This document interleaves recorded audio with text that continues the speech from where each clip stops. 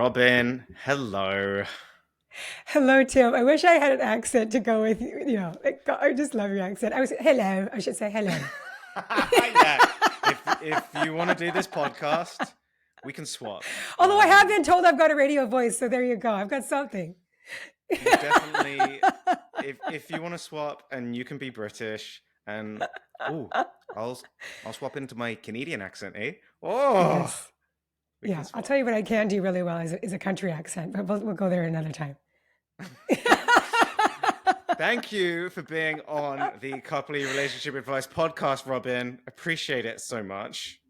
Thank you for having me, sweetie. I'm so appreciative and excited to talk to you. For those listening, Robin is the founder and CEO of Real Love Ready.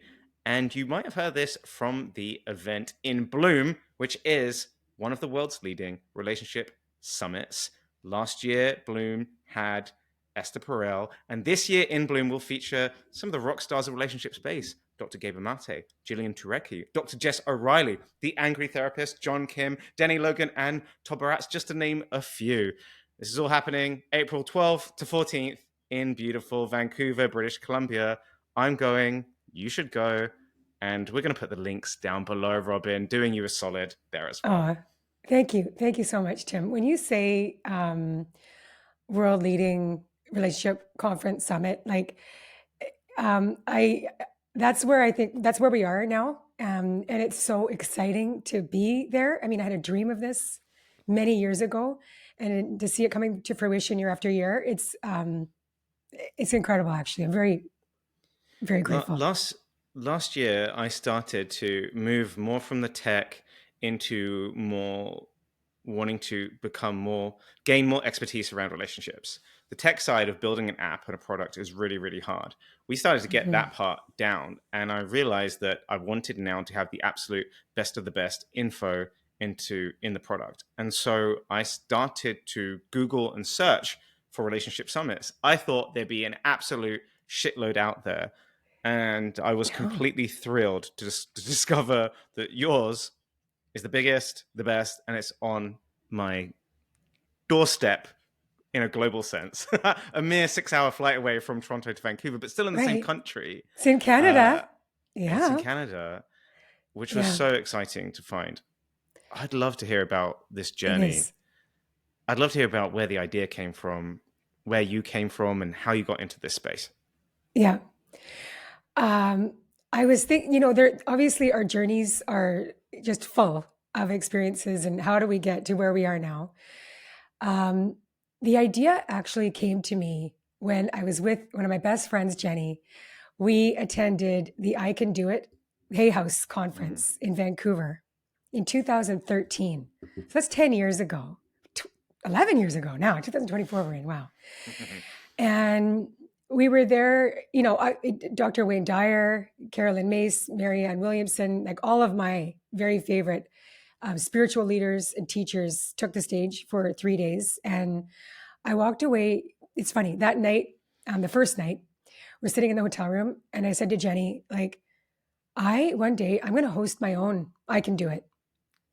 Like I see myself leading the stage, bringing together, I didn't think it was going to be relationship experts at the time, but it was bringing people together to learn, because we would leave our day and just be full of these insights, right?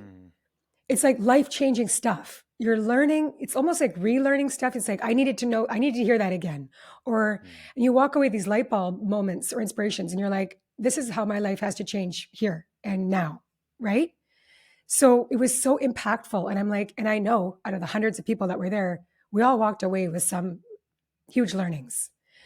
And I was like, I want to do that. I want to lead that. And I felt very confident that one day I would do that. So that was 2013. And then I became a matchmaker that just kind of came out of nowhere, like in my life as well, because I was working as a realtor at the time. Not feeling 100% fulfilled. And my twin brother is hearing my story of me trying to set up my best friend with all these men, that she was moving to Victoria. And I was like turning my passion for trying to find her husband into like my part-time job on the side. So I was like calling all my friends, like talking to my dentist, my lawyer. I'd be, calling all my other friends in Victoria and saying, who do you know that's single? Because my friend is moving here and we got to set her up. I'm going to help her find a husband. And within 6 months, I had all these men lined up that I had interviewed, and it turned into a passion and something like, I was like, I'm going to turn this into a career. So I became a certified matchmaker. What is the certification? What is involved in becoming a certified matchmaker? Well, there is, it's now different. It's called something different. But in New York City, Lisa Clampett had started the Matchmaking Institute. And she built a whole course. It was a year-long course that I took. The binder's this thick. It's kind of like taking my real estate license. Like it was heavy. I'm telling you, this wasn't like some light stuff, right? And I paid for the database software because you want people to sign up to meet your matches. I flew to Denver, took a week-long course with Rachel Greenwald, who's one of the top matchmakers in the world. So I was studying under the best of the best to become, I wanted to learn how to do this properly, not just fly by the night. So I did that. And this led to coming back to, I loved doing matchmaking and date coaching, but it was one-on-one. And I was still led by this coming together, bringing people together for learning in communion, learning together, and how impactful that can be when we are in person, and the energy that's around that, organizing full day, 2-3 days learnings. Like it's like you're in school for 3 days, right? And you're not just taking another course or signing up for another webinar. There's something that really happened last year in Vancouver at our first in-person. I've held 3 virtuals before that. And I believe during COVID, we all, that's all we could do was do virtual learning. But having the in-person experience is pretty profound. So this is where the summit idea has now evolved into, and we're doing it yearly. And it's exciting stuff. I'm going to get more into the relationship stuff in a second, but I still got a few more questions on matchmaking. Yeah. A lot of people listening to this, pretty much our whole audience is in a relationship, but they're in a relationship. If they're listening to this, they're doing relationship work. Hopefully their relationships are in a good state, maybe even an enviable state. And they're using Coupley probably, which means that hopefully they're working on the communication. And these are like conscious relationship people. And I think when you have people that are in a conscious relationship, normally, hopefully you have a good relationship. And then people come to you and they think, oh, you've got a good relationship. Can you set me up with someone? So are there any tips that you can give to our audience around matchmaking? Any tips around matchmaking? Things to watch out for as you introduce your friends to other people. Perhaps you're introducing one of your girlfriends to one of your husband's friends or your boyfriend's friends or someone from work. What are some of the do's and don'ts that you suggest? I think what it comes down to is, I've had to learn this as well because I'm just starting my dating journey. I mean, I'm going through my second divorce, and I literally this morning put myself on Hinge. I'm like, oh brother, here we go. And who knows if this is going to work, but I'm in that place where I'm open and curious. Yeah. I think all too often it's like we're looking for the one and putting so much pressure on that ideal that you're getting lost in that fantasy that most of us in North America grew up in. A lot of countries. It's like this whole idea of Prince Charming or your princess or your queen that's just going to appear, right? Because you're ready. And, law of attraction, on the spiritual side of it, like, oh, okay, like it's going to be the one. Way too much pressure. So I would tell my clients, you're going in curious, you're going in open, you're going to show up as your best self. You're going to be present, put your phone away, ask lots of questions, and just enjoy that time. I also, I'm also like still obviously in the dating relationship life world. So I also talk to different matchmakers and dating coaches in my life with work. And they're like, first date, probably don't go to dinner. Like you might know within the first 10 minutes, like not my person. So make it light, go for a walk, Hey, and I'm not interested. I'm going, my car's that way. Bye. Like, nice to know you, and be honest and genuine and kind, respectful. But I think we need to also value time. Take your time, take it slow, right? It takes a long time to get to know someone. More than one, more than two, more than three, more than four dates. And we can't put too much pressure on each other, right? The other thing that I would always say is, unless it was a complete disaster, if you have anything, like, let's just, like, sometimes you just know, like, that person is so not for me. Like, you're just like, absolutely not. However, there's, sometimes you can put up walls and you might discard somebody after the first date where actually the conversation was flowing pretty well. They were quite interesting to talk to. Like, oh, they're really kind. They were really kind to them. And I didn't find them really, really super hot, but decently attractive. All right, give it a second date, give it a third date, right? 100%. Yeah. And in terms of finding people, are there any things that you can suggest when we're doing introductions? This is one that I've like struggled with. Should we introduce friends, like single friends of friends, or Yes. not? Yes. The answer is always yes. The answer is Okay. always yes. I think a lot of times we're not actually giving our single friends and family, people around us, um, enough of that grace. Because, like, if I'm single, like, okay, Tim, do you know anybody in Victoria or close to that is a really great single guy that you'd like to introduce me to? That you're thinking, actually, I do know somebody. He lives in Vancouver.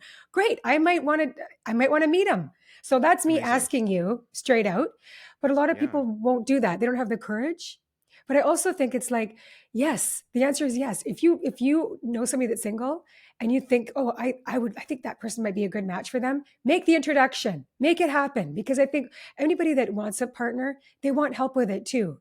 Like, sometimes Mm, they're living in a silo, they mm, feel like they're just mm. having to do it all on their own. And I think the more support, the better. One of the things you said around the attraction thing, I think, is really interesting. Just around people being hot or not, because I think our first take on people, it so often changes. And you can meet people that you think, oh, this person's so good looking, and then as you get to know them a bit better, your whole you just don't feel the same way. You're like, oh, how did they drop from a 10 to a 6? And it's because they've said a bunch of things that don't really align with your Right. values. Or the more you get to know them, you're like, oh, this person really isn't my cup of tea. And they just start dropping Right. points. And I think that Um, that actually speaks to what I was saying before. Like, you can't judge. It's such a cliche, but it's true. You can't judge a yeah. book by its cover.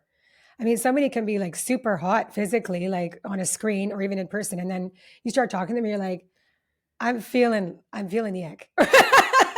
And the opposite is so or true. or the opposite The is true. opposite the Exactly. opposite is so true. Where someone initially you're thinking, oh, I'm not sure, but the more you get to know them, just the Yeah. way they hold themselves, the way they speak, their stories, Yes. just their mind, just their mind frame and the way that they're approaching things, and you can be like, gosh, this is such an attractive person. Yes. I always find that so fascinating, so Like, fascinating. something I would reinforce so much, and matchmakers and date coaches are saying the same over and over, is, you have to get rid of your type, because there's billions of people in this world and there are so many people that you can be attracted to. So forget about the height, forget about the career that you want him or her or they to have. Mm, You're putting these superficial qualities on the top of your list. That's BS, because yeah. in the end of the day, you don't know the package or the characteristics or the personality that your partner is going to show up with. Be open and understand that you can be attracted to so many different types of people, right? And it's how they make you feel at the end of the day. We surveyed our audience on this, so we had 2,000 Mhm. responses, making this statistically relevant for the US. And 49% of our audience uh, were not initially attracted to their partner, which is absolutely massive, massive Wow. number. I love Uh, that. Yeah. That points to the truth of the matter, right? mm, It's funny. It was. So this is a funny story for me. Just if you don't mind, I'll tell it because it has a bunch to do with my first husband. We were together for 15 years, and I love him very much. We're still close. We have a great relationship, like raising our kids. So, but when I first met him, I was backpacking in Australia. I was in my early 20s, and I saw him many times because he was running the internet shop. Back then we didn't have cell phones. We had internet shops where we'd go and like communicate over Yahoo or Hotmail with our family and friends. I remember this well. Yeah.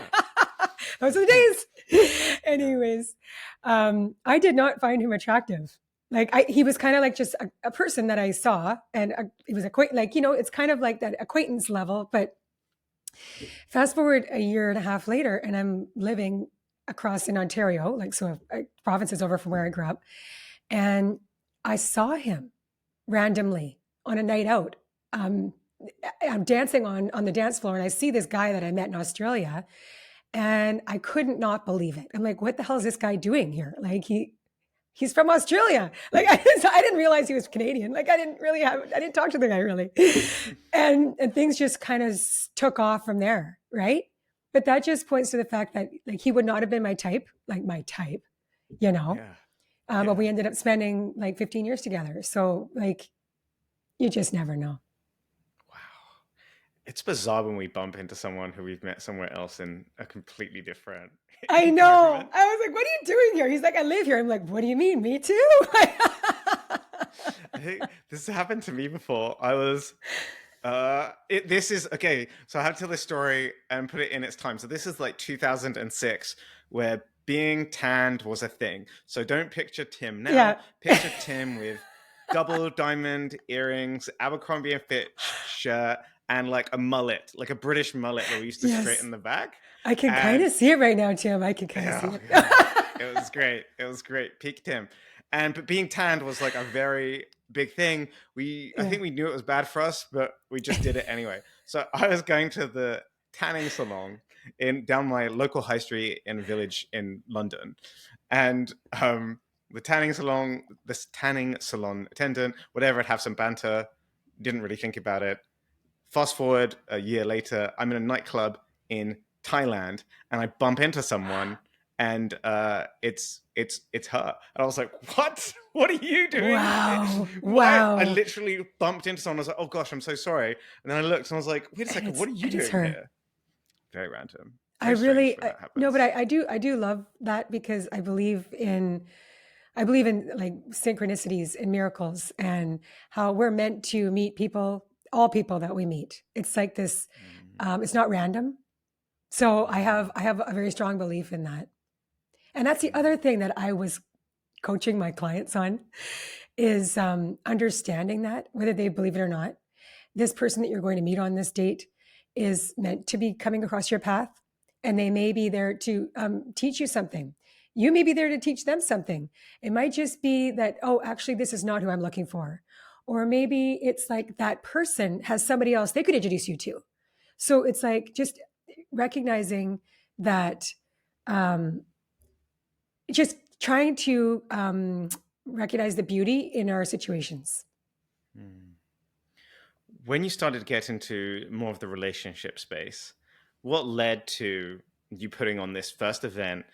Because you went from matchmaking, it's still in the love space. It's kind of like a logical next step, isn't it? I think I had very similar trajectory. I got divorced. I used dating apps. I was like, oh my goodness, these dating apps are very, very good at what they do for meeting people. Where was the app to help me in my relationship when I needed help? There wasn't one, built one. Now we have Coupley. I love that. Did you have a similar journey? Yeah. So what happened for me was that, while I was working as a matchmaker, my twin brother passed away very suddenly. And 2 years later, my dad passed away very suddenly. Two of the most important people in my life, two of the most important men in my life. And I was taken off my career path, like for, I'm going to say 4 years, like legit, because I was taking care of their estates. I was their executor. And for those of you who have never been in that role and you don't know anything about it, it's a full-time job for a lot of people. And it's something you legally obligated to have to do unless you give up that obligation and pass it on to a lawyer, right? Which I wasn't willing to do. These are my family members. So that was a good 4 years of my life. And when I was ready to come back to my own life and my own passions, I didn't know what to do. I knew I wanted to have my own business again. It wasn't in matchmaking, but it was in love space because I'm so invested in having good relationships in my life. And I know what an intimate partnership can bring to someone's life. Like we're wired for connection, right? And I think we're wired for intimate partnership. So what do I do about that, right? And I also wanted to hold these events. So Danielle Laporte and I have been in each other's lives in different business capacities and worked together. And we have a mutual friend. And I knew that she does a lot of business coaching. And so I got in touch with her and I said, Danielle, can we please spend the day together and you can strategize with me? I'll pay you for your time. And she's, a spiritual guru. She's got a very successful practice with her work and doing education and being such a teacher in this world. And she said, yep. So we sat in her living room and we just brainstormed. She asked me a million questions about where I was at, what I wanted to do, where my passions were. And really we riffed for like 4 hours about like what my next business would be. And I shared with her my passion about I can do it one day. And also the fact that I've got love coaching and matchmaking and an entrepreneurial background. And she's like, well, how about this? And we even that day came up with Real Love Ready as the name. You can believe it. That's and awesome. Within 6 months, I was hosting my first virtual summit. So like, that's where it all came into one. What are some of the things that you've learned, the biggest relationship lessons that you've learned hosting the summit, listening to the experts? Biggest relationship lessons I've learned. Like gosh, Tim, it's like I've learned so many. I think what it comes down to is really knowing yourself really well. That is, and that's not easy to do. That's not easy to like do some regular, consistent, heavy duty introspection and understanding like, what are my core values? What is the most important thing to me? And am I aligned with the relationships that are closest to me around my values? And because I want to have a partner that shares my key values. What else I've learned is like the power of vulnerability and being vulnerable within yourself and with others. It's like, I think about even just with the people, like my brother, for instance, like I think the more vulnerable I am and honest with him about how I'm feeling and how like this is, because we haven't had, like we have struggles, we have conflicts. And all of that is learning for me, but it's like the more honest I am about how I'm feeling and the more deeper I can go within, like, this is the core issue that brings us closer. So vulnerability, right? Sue Johnson talks about this. I mean, I love her book, Hold Me Tight. And I've worked with, oh my God, I love Sue so much. And she's all about getting to the meat of it. Like, and it's just like, that's where it is. It's like, if you're fighting all the time about your partner works too much and they're not, you're feeling like, what the hell, man? You're coming home at 7:00 every night. The house is a mess. I've been trying to, take care of this house by myself. The kids, I'm taking care of the kids. I'm driving them everywhere. I'm doing all the heavy lifting in this house. And he's going, I'm exhausted. And I just want to sit on the couch for like half an hour, 45 minutes, decompress. And then, but you know what I mean? There's like, you can kind of understand that dynamic because I think this happens in different ways in relationships. What is the core issue here, right? The core issue is like, she's feeling unsupported. She misses him. She's feeling like she needs a partner in this life and she's not getting it, right? Like they both have their two sides, but that's another thing that even Terry Real talks about. It's not you and me, it's us. How can we come back to what are the deepest core issues here around connection? So getting to the very like root of it. Yeah. That is true vulnerability. There's almost like levels. So the first Yeah. level is even voicing a complaint. That first version that you said, a lot of people don't even get to that, Robin. They will just be like, "Oh, guess I'm at the bottom of the list again." And then the partner will say, Right. "Sorry," and they'll say, "You know what? Doesn't even matter. Whatever. Dinner's. I'm not. Make yourself dinner. I'm going to watch TV downstairs." Like that's the extent of the communication. The Yeah. second level will be at least voicing the a complaint. The third level is starting to use the I statements. Maybe the fourth level is getting into this really deep as you can, being like, "This is how I'm feeling," and then their partner is saying, "Wow, I get it. This is why I'm doing it. I'm worried about our money, or I know that we've got to extend the house, or we need to put Charlie into hockey next year, and I've got to do this." What those are when you start getting into the real meat, and you can actually solve things. Because a lot of people think that being vulnerable is just voicing a complaint, and I think you've illustrated so beautifully how you can go much deeper than that. And I thank you. And I also, I'm somebody that I'm okay with having hard conversations. Mm. I think I'm really strong at being vulnerable in my relationships. Um, I'm also about repair. So I think that's the other thing, right? I mean, and as hard as it was, even in my second marriage, is like I feel like I was the one most often, like needing and wanting that repair as Mm. quickly as possible. Like I don't want to be in conflict. It feels awful, right? Yeah.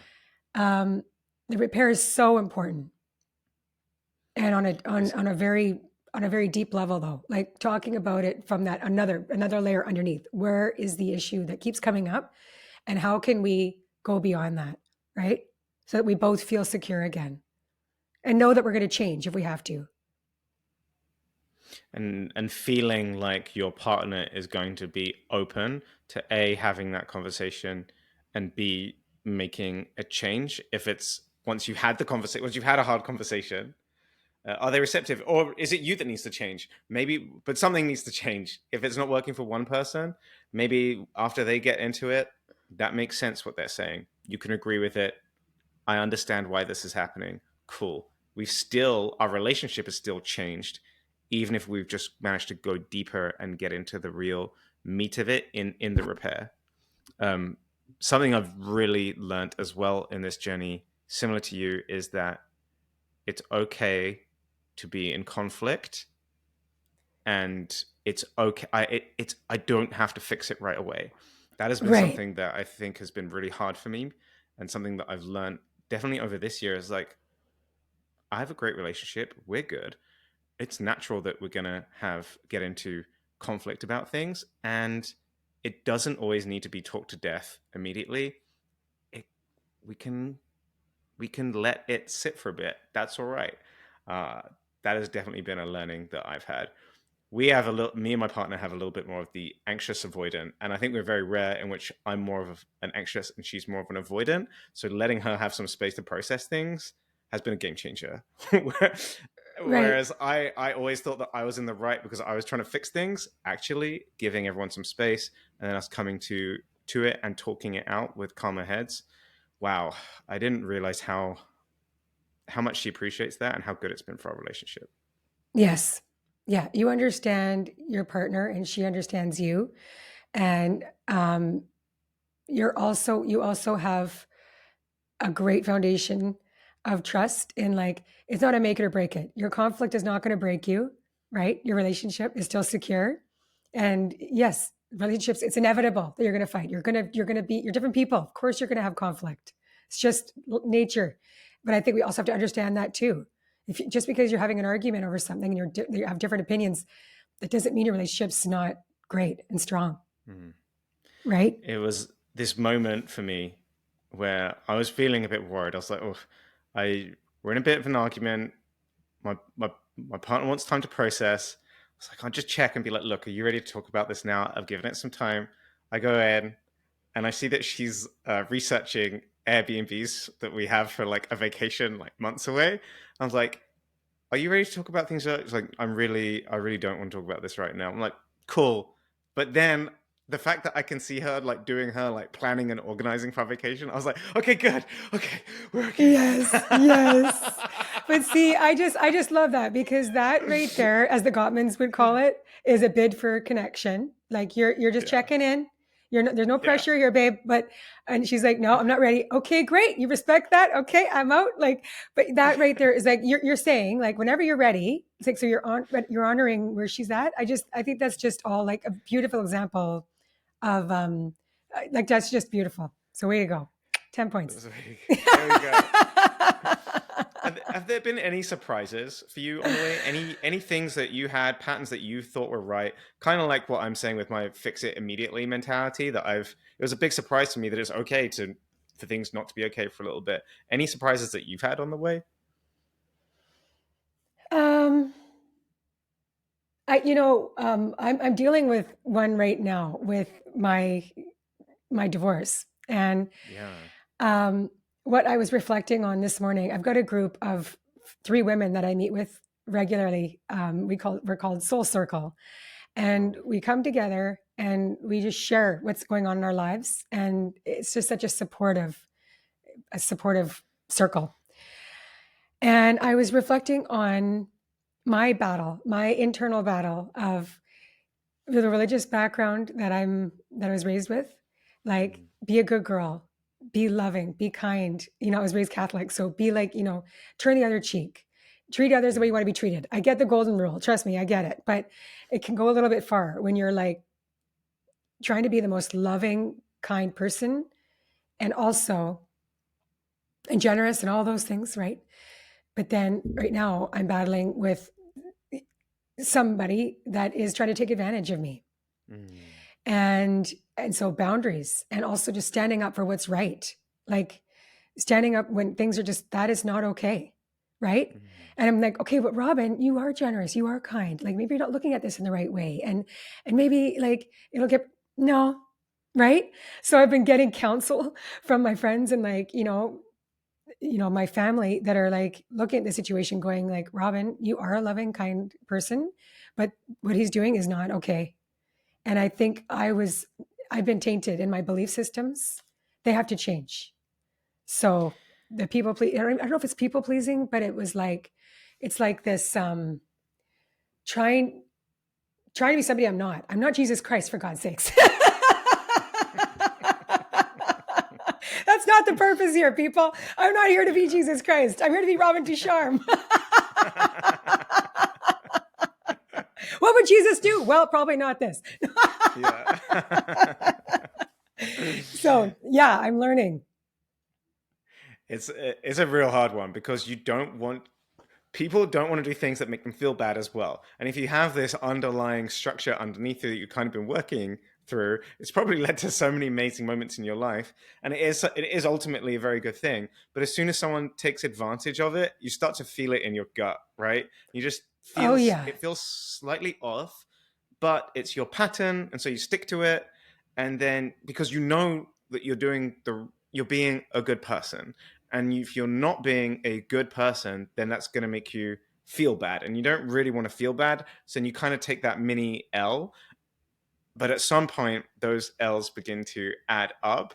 And shout out to a therapist friend of mine, Christina Vero, who did a great video just on this, where she talks about the moment when things cross the line into ridiculousness, and all of a Oh sudden yeah.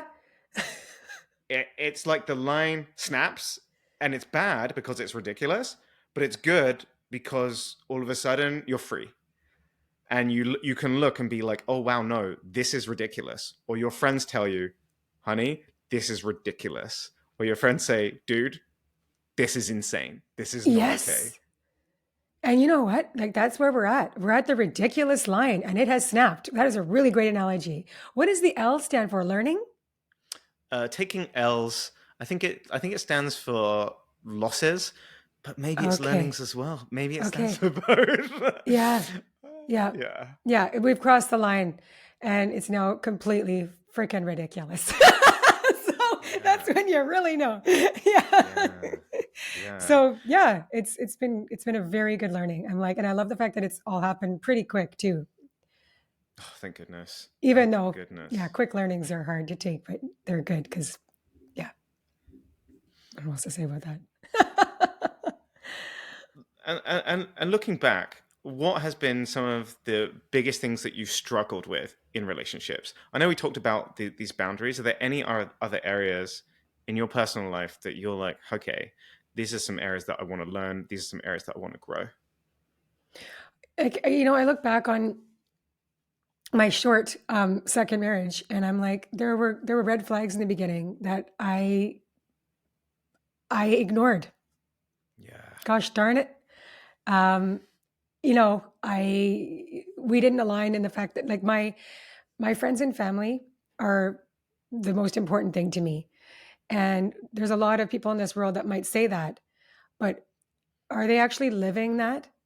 Paul Brunson, I love this man. I want Paul Brunson. If you're hearing this, you have to come to our summit next year. I know you're busy, but you got to be booked. I love him so much. Like, he's just such a fantastic human, and he's a great teacher.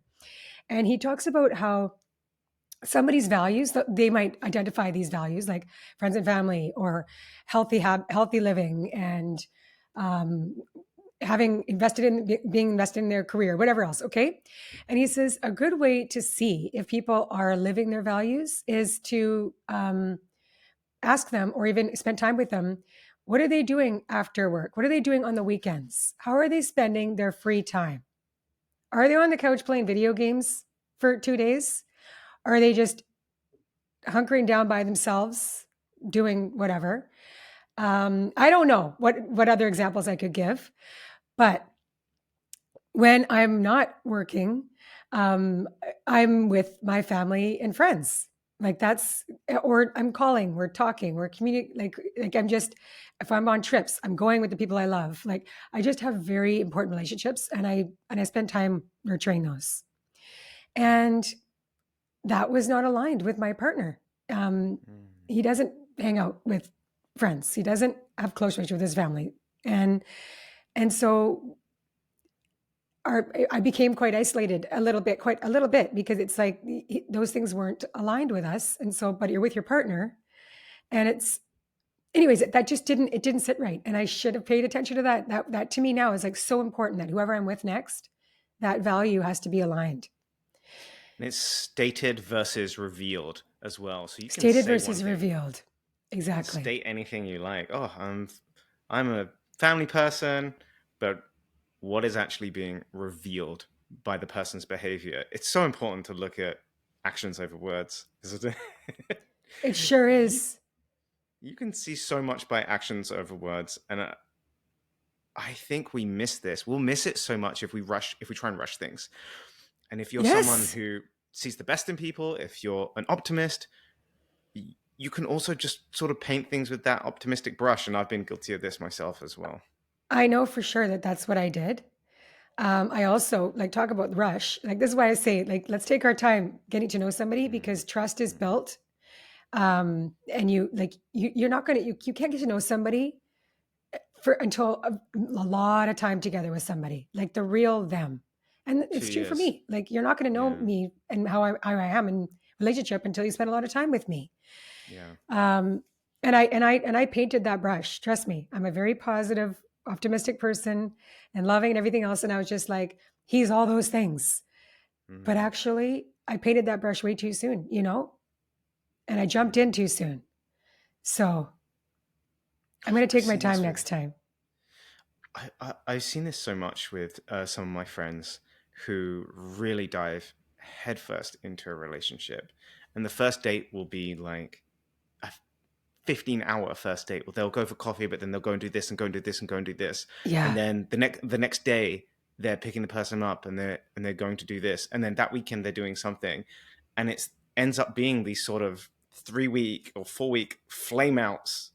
They end up getting a big argument with the person on week 3.5, and I have to be like, dude, like, just chill out, like, just take it easy.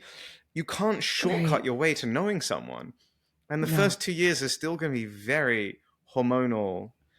Neuroceptors, it's going to be very much so like this chemistry, And then as that stuff starts to fade, oh gosh, now the real person is going to be revealed under our optimism paint. And you have to see who the real person is underneath. And then the relationship work begins. But I've definitely seen people, we are still wired for the whirlwind romance, I think. I think we're still wired for that whirlwind love story. I agree. We want it, right? We want it so bad. Unfortunately, we're our worst enemy because we're putting way too much expectation on this person that we don't know. Yeah. And I think the reason it's hard, I think it's hardwired into us. Look. Yeah. At some point we're wired caves. To mate and connect. Yes. And we do yes. and do it fast, right? Yeah. Do it fast. You meet this handsome hunter, and then you are off with them, building your own little house within a few weeks and having kids. And then it's fine if that relationship ends in 2 years. When we were cavemen, it wasn't as big a deal. But now we are in this serial monogamy culture typically. And when we have all our assets intertwined, it becomes tougher. Yeah, absolutely. I'm really curious about what is the rest of your year looking like, Robin. Have you set some goals? Are you an intentions person? How are you approaching 2024? So I was just talking to my friends about this earlier, and my resolution, but this is not a year. This is the rest of my life. I was like, I am working to uncover and get to know and like befriend my inner critic, because like she's really mean, and she speaks very ill of me, and it's like I have to stop this. I have to be kinder to myself and like just speak to myself just the way I would people I love, and just in general, just like that is the criticism and all the blame and the shame. There's a place for that sometimes, of course, but it doesn't need to be ongoing. So I really need to be kinder to myself. So that's my resolution. It's not just 1 year, it's until my last day of breath. And like business wise, like we've just got a lot of plans with Real Love Ready. We're doing our summit in April. We're launching courses and doing our IG like every week we do live interviews on IG with our experts. The podcast continues. And my goal is to collaborate on a deeper level with the relationship experts that I already work with and bring their work to the world so that it's more like what I do is I curate the best of the best, all the learnings that are going to be the most impactful for us to have better relationships and collaborate. And together, hopefully I'll be the source, the place where you can come to, as with Coupley. And we can like help each other get better at love, because I really don't think there's anything more important than that. Mm-hmm. Amazing. Are there any final things that you'd like to share or end on with the Coupley audience? Well, I would I thank you for listening, and I hope that everybody's going to join us at the summit. And I'm so glad you're coming, Tim. You've got a table. You're going to be talking about Coupley, and you're gifting everyone a year membership, which is like so incredibly generous. And thank you for that. And anybody can come virtually. We've got endless tickets, so but I really hope people come in person in Vancouver. So either way, I just hope you join in Bloom. You heard it. And if you'd like to find out more about In Bloom, all of the links are below in the show notes. So please check out the Eventbrite, check out the YouTube, check out the Instagram. Robin leads really cool Instagram lives, like she said, with the leading relationship experts of the world. Thank you so much for being on the Relationship Advice Podcast, Robin. It's been an absolute pleasure. Thank you, Tim. It's been so fun. I always love talking to you, so thank you. Amazing.